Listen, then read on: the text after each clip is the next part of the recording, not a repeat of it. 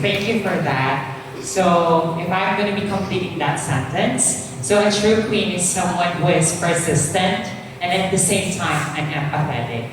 I believe that in this modern times, in these times, trying times, that a lot of struggles, that a lot of things that has been happening globally, war between countries in the Middle East and other countries as well, that really affects our economy right now and even other countries. I believe that not just only being a queen, but all of us people should be empathetic. There is no such thing as an amount of being kind, being empathetic. So I believe that if you're truly a queen, you should be kind all the time because there is no such thing as an amount for this.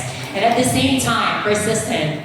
I believe that a true queen doesn't only rely when she got lost at first attempt. For those who don't know, this is an open secret. I am born and raised in Mabalacat City. And when I screened here in Queen A or SB Pampanga, I was assigned to represent Para, and I accepted that wholeheartedly because I believe that even though I'm not representing Mabalacat right now, I have this persistence that I can be still a winner. Thank you so much. Thank you so much.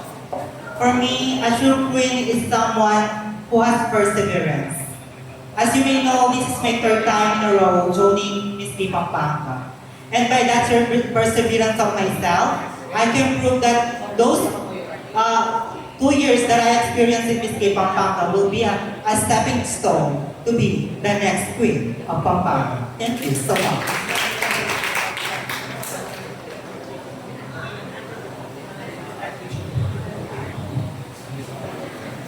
Okay.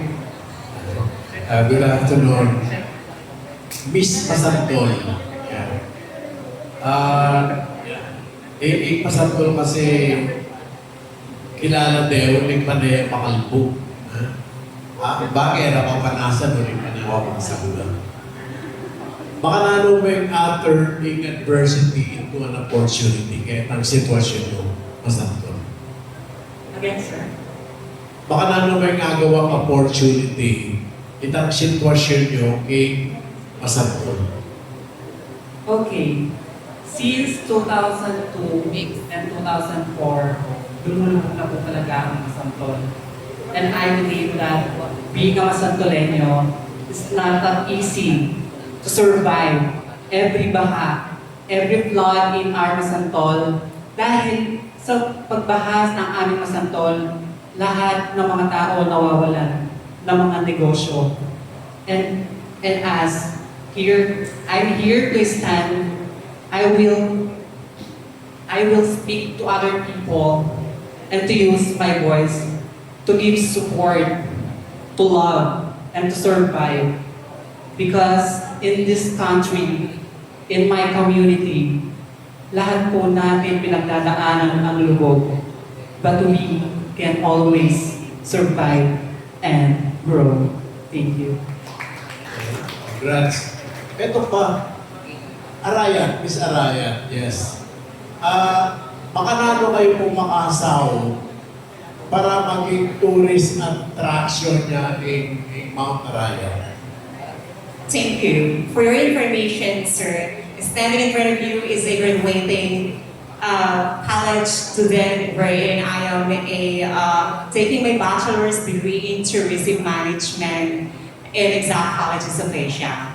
Of course, being tourism professional, it is not just only my profession. It is my obligation to promote the beauty of Pampanga, especially where I came from municipality of Arayan, wherein we are being blessed when it comes to mountain. Of course, ladies and gentlemen, I will always want to use my voice to advocate for kulturang mekalimon na kakumbibiyayan, wherein I believe that using this platform will always remind to each one of you that let us help me, not just only to showcase the beauty of Mount Arayan.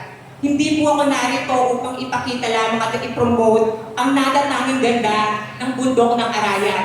Pagkus narito din po ako upang ipakita na ang bundok Arayan po ay humihingi ng saklolo para sa isang makabagong panahon na hindi na po ito gaanong naaalagahan at nabibigyan ng importansya ang pag-alaga ng ating bundok. That's why I am still coming back for Miss Gay Pampanga to remind everyone. So Kapampangan, let us help me. Let us help everyone, hand in hands together, to love and protect our Mount of Arayat. Because at the end of the day, whether you like it or not, believe it or not, our Mount of Arayat should be the most beautiful attraction of Pampanga. Thank you.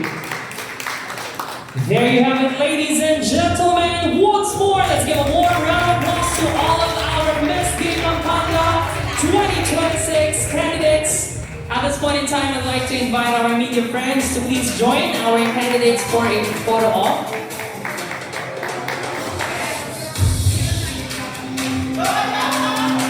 Once again, our gratitude goes to all of our media friends who made time to interview our Miss Gay Pampanga candidates. Truly, they're not just malabu, they're also matalino at biyasa.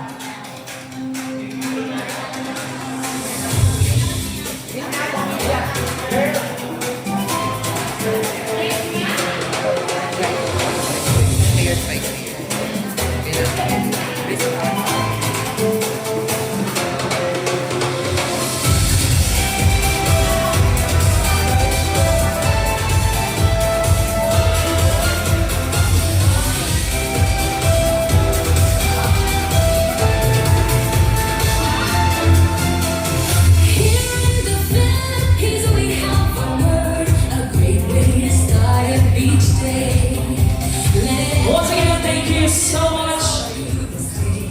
Today we celebrated more than beauty. We celebrated identity, courage, and the freedom to be unapologetically oneself.